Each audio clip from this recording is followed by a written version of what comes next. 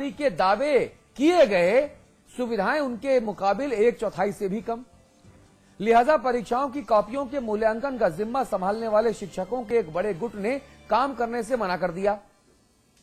कॉपियां मेजों और दराजों में पड़ी हैं, लेकिन कोई उन्हें हाथ लगाने को तैयार नहीं। क्योंकि मामला सीधे तौर पर सियासत से नहीं जुड़ा है, लिहाजा सियासी दल भी इस मामले में खासी दिलचस्पी नहीं ले रहे हैं। इसी मुद्दे पर बात करेंगे। अमिताभ अग्निहोत्री हमारे मैनेजिंग एडिटर हमारे साथ हैं। रामाश्रय कुशवाहा जी, आप कैबिनेट मंत्री का दर्जा प्राप्त किए हुए सत्तारूढ़ समाजवादी पार्टी के राष्ट्रीय महासचिव हैं। मुलायम सिंह जी की कोर टीम के एक महत्वपूर्ण सदस्य हैं। स्वागत है आपका। महेंद्र नाथ राय साहब हैं, आप प्रवक्ता हैं उत्तर प्रदेश माध्यमिक शिक्षक संघ के। आप तीनों लोगों से मैं एक एक करके बातचीत करूंगा, लेकिन कॉपियों के मूल्यांकन के दिन गुजरते जा रहे हैं, उन्हें जांचने परखने के लिए कोई आगे नहीं आ रहा। शासन की मान मनौवल के बाद आंदोलनकारी शिक्षकों का एक तबका तो राजी हो गया, लेकिन 2 दिन बीतने के बाद भी एक बड़ा गुट अपनी मांगों पर अड़ा हुआ है।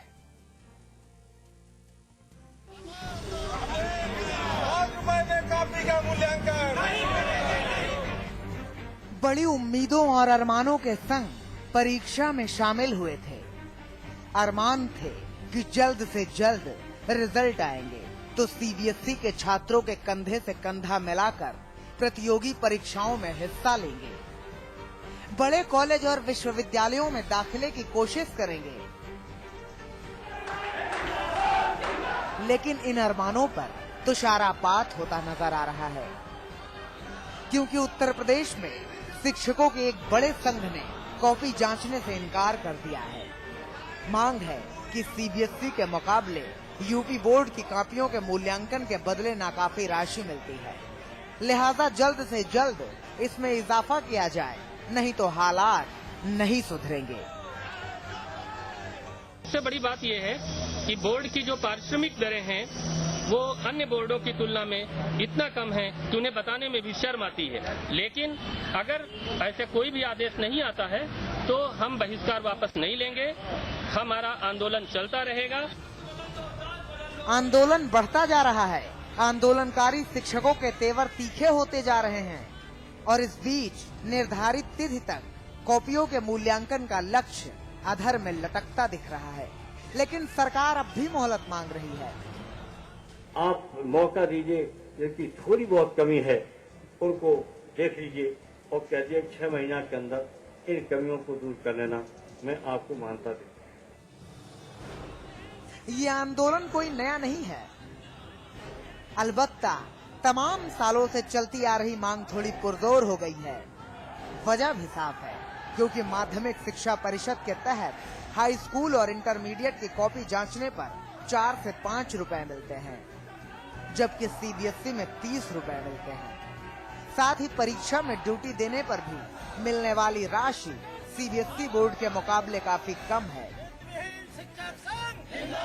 इन्हीं फासलों से कम करने समेत 14 सूत्री मांगों को लेकर हड़ताल चल रही है, जिसे छात्रों के भविष्य के लिहाज से सही नहीं माना जा सकता।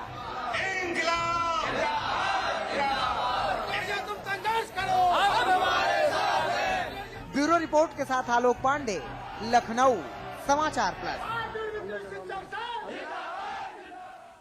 चर्चा आगे बढ़ाते हैं। रामाश्रय जी, आपके पास मैं आऊं उसके पहले मैं राय साहब आपसे बात करूंगा। मुझे बताइए, सारी मांगे ठीक है, आप जो कह रहे होंगे वो आपके हिसाब से ठीक होगा। नेताजी हो, अखिलेश जी हो, कुशवाहा जी हो, तमाम दूसरे लोग हों, वो आपकी मांग को परस्यू कर रहे हैं, धीरे धीरे पूरा करेंगे, ये भी मुझे पता है। ऐसा हो जितनी जल्दी उतना अच्छा। बड़ा सवाल ये है, 2 सांडों की लड़ाई में घास क्यों पिसे? छात्र छात्राओं का कसूर क्या है? उनको एडमिशंस लेने हैं। सारे प्रोफेशनल और वोकेशनल जो कॉलेजेस हैं उनमें उनको दाखिला लेना है, उनको पहले से उसकी तैयारी करनी है। आप लोग कॉपी जांचने को तैयार नहीं है। आपका हित हो, आपकी जय हो, आपकी मांगे पूरी हो, लेकिन आप छात्रों का भविष्य मत बिगाड़िए। मैं सिर्फ ये एक गुजारिश कर रहा हूं आपसे। छात्रों के आवाज नहीं, बोलिए बोलिए राय साहब बोलिए। छात्रों के भविष्य का जो आप बात कर रहे हैं, हाँ। छात्रों के भविष्य के साथ हम खिलवाड़ नहीं कर रहे हैं। हाँ। छात्रों का भविष्य शिक्षक नहीं बनाएगा हाँ। तो कोई राजनेता, कोई राजसत्ता छात्रों का भविष्य नहीं बना सकती। इतिहास गवाह है, इस देश को बनाने में, इस देश के निर्माण में, युवा पीढ़ी के निर्माण में, छात्रों के भविष्य निर्माण में शिक्षकों और ऋषि मुनियों का ही योगदान रहा है। राय साहब, किसी राजसत्ता का कोई योगदान आज नहीं मैंने रहा। दिन भर मोदी साहब को बहुत सुना है, मैंने बाबा रामदेव को बहुत सुना है, उनके मंच पर 150 बाबा बैरागी थे, मैंने उनको भी सुना है। अब मैं बाबाओं वाले भाषण और शब्द नहीं सुनना चाहता। मैं माफी चाहता हूं आपसे, आप गुरु हैं, मेरा पूरा सम्मान आपके प्रति है, आप गुरु हैं, आप पथ प्रदर्शक हैं, टॉर्च बियरर हैं, मेरा पूरा सम्मान आपको। लेकिन आज समाचार प्लस चैनल के इस बिग बुलेटिन कार्यक्रम का जो फॉर्मेट है, वो फॉर्मेट ये है कि सीधा सवाल, छोटा सवाल, सीधा जवाब। जी। जी, तो ऋषि मुनि गुरुओं की परंपरा मैंने बहुत पढ़ी, मैं चित्रकूट से पढ़ा हुआ हूं, ग्रामोदय विश्वविद्यालय से, तो मैंने बहुत देखा है, गुरुओं का, बाबाओं का खूब साथ किया, खूब समझा। सवाल मेरा ये है, आपकी मांगे हैं, सुनिए, आपकी मांगे हैं राय साहब, आपकी मांगे जायज हैं, सरकार उनको पूरा करे ना करे, कब करे, वो आपका और सरकार का मसला। इसमें छात्र छात्राओं को क्यों हथियार बनाया जा रहा है, उनके भविष्य खिलवाड़ क्यों हो रहा है? मैं तो सिर्फ ये एक मानवीय आधार पर ही सवाल पूछ रहा हूं आपसे। छात्रों के भविष्य का खिलवाड़ हम ही नहीं कर रहे हैं। हाँ। यदि सरकार संवेदनशील है, हाँ। तो शिक्षकों की जो समस्याएं हैं 92-93 से तदर्थ शिक्षकों का विमुक्तीकरण नहीं किया गया। हाँ। जो लोग 17 साल से 20 साल से सेवा कर रहे हैं, उनको अकस्मात उनकी सेवा समाप्त कर दी जा रही है चयन बोर्ड से आए हुए चयनित अभ्यर्थियों के कारण। बताइए, उनका परिवार भुखमरी के कगार पे है। 93 से आंदोलन हो रहा है, 93 से आश्वासन मिलता जा रहा है, हर बार आश्वस्त किया जाता है। सीटी से एलटी की विसंगतियां आज सरकार पुनः हारी है हाई कोर्ट में, स्पेशल अपील में, जबकि हाई कोर्ट के आदेश पर राजकीय शिक्षकों को प्रदान किया जाता है, माध्यमिक शिक्षकों को क्यों नहीं दिया जाता है? दोहरा मापदंड क्यों लागू किया जाता है? जो विषय विशेषज्ञ शिक्षकों की समस्याएं हैं उसका निदान क्यों नहीं किया जाता? वित्तविहीन शिक्षकों का 86 से लेकर अब तक ये उत्तर प्रदेश समाज में, उत्तर प्रदेश राज्य में जो यह शिक्षा व्यवस्था में कोड़ पैदा हुआ है वित्तविहीन, जहां भुखमरी के कगार पे व्यक्ति मनरेगा के बराबर भी वह वेतन नहीं पाते और वह पढ़ा रहे हैं। इस समाजवादी सरकार में, जहां समाजवादी सरकार की संकल्पना है, समाजवादी चिंतन यह है कि हर व्यक्ति को समान उसके साथ आचरण और व्यवहार किया जाए, समान उसका सम्मान किया जाए। अरे राय साहब बताइए, राय साहब, ये केवल कहने की बातें हैं, वरना समान सब व्यवहार होगा तो लाल बत्तियां समान लोगों को कैसे मिल जाएंगी? ये केवल कहने की बातें हैं, गुंजना पकड़ाते हैं आपको और आप बजाते रहते हैं। लाल बत्ती सर, लाल बत्ती लेना पाना उनका ना राय साहब, मैं ये कह रहा हूँ, आप झुंझुना बजाइए और खुश रहिए। राम आश्रय जी, मैं आपसे बहुत ईमानदारी से सवाल करता हूं, ईमानदारी से आप जो जवाब देते हैं वो इंप्लीमेंट होते भी देखता हूं। इतनी धमक आपकी सत्ता के गलियारों तक और मुलायम सिंह जी के कानों तक है, मुझे पता है।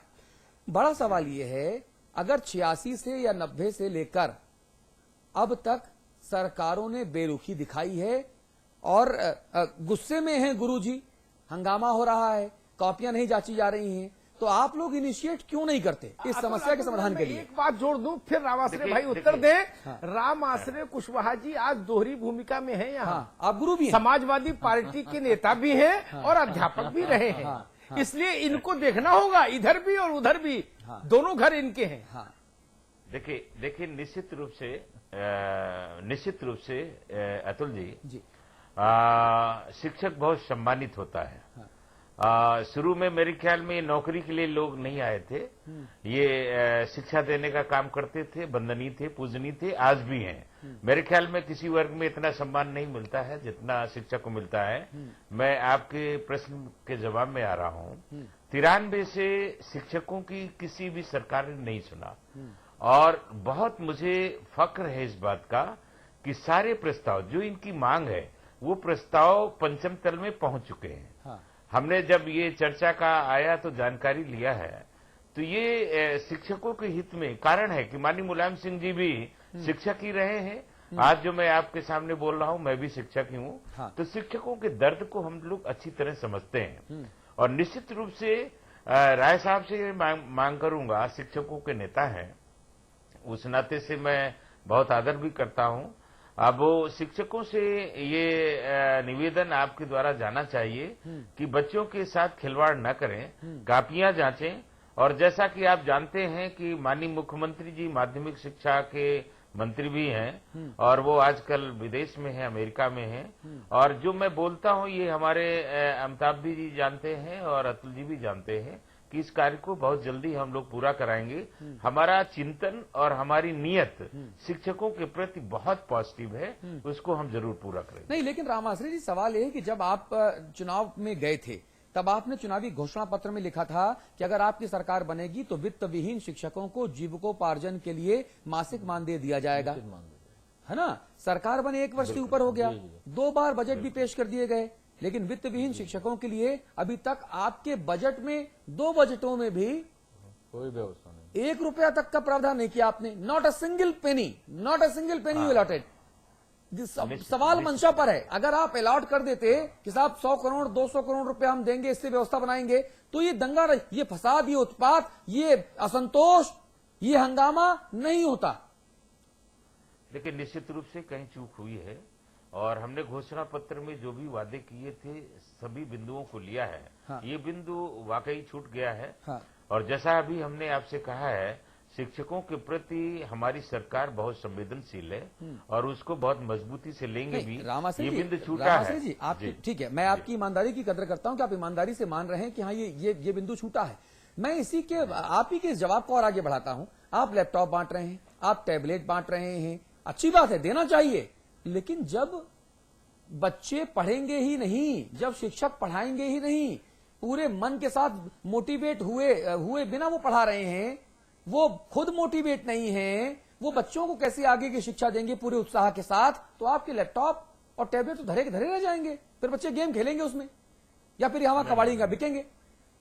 नहीं, बिल्कुल आपका कहना बिल्कुल दुरुस्त है। हमें शिक्षकों को मजबूत करना पड़ेगा। हाँ। और इनके भरण पोषण के लिए जो भी सैलरी है वो हमको देनी भी पड़ेगी। हाँ। जो वित्त विहीन स्कूल हैं उनके लिए भी माननीय नेताजी ने इस बात को कहा था। हाँ। कि वित्त विहीन जो शिक्षक हैं उनका एक मानक हम निश्चित मानदेय की सुविधा भी रखेंगे। हाँ। और वो बहुत जल्दी पूरा भी होगा। हाँ। और निश्चित मानदेय का प्रस्ताव भी चला भी गया है, गवर्नमेंट ने बना भी लिया। अमिताभ जी, ये 20 वर्ष पुराना मामला है या उससे भी ज्यादा?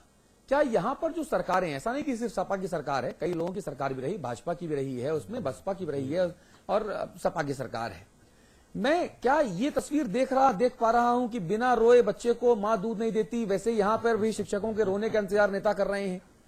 नहीं, ये तो रो रहे हैं दशकों से। हाँ।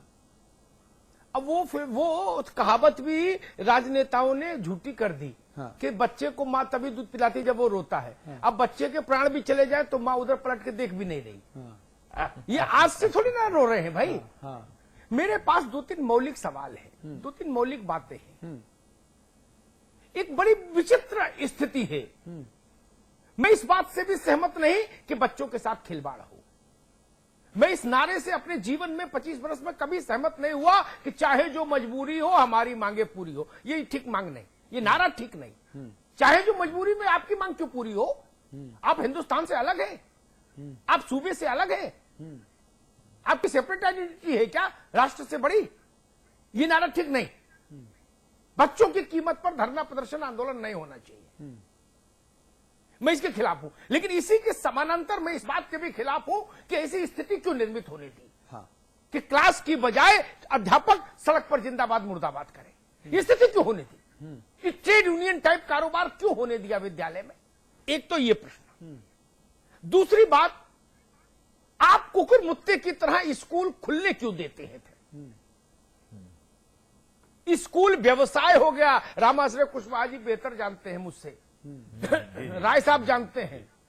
जी। जिसने 10वां फेल नकल से भी जो पास नहीं हुआ 10वें में और विधायक हो गया, उसने अपने गांव में 4-6 स्कूल खोल दिए अपने मां और पिताजी के नाम पर। गलत कहूं तो टोक दीजिएगा।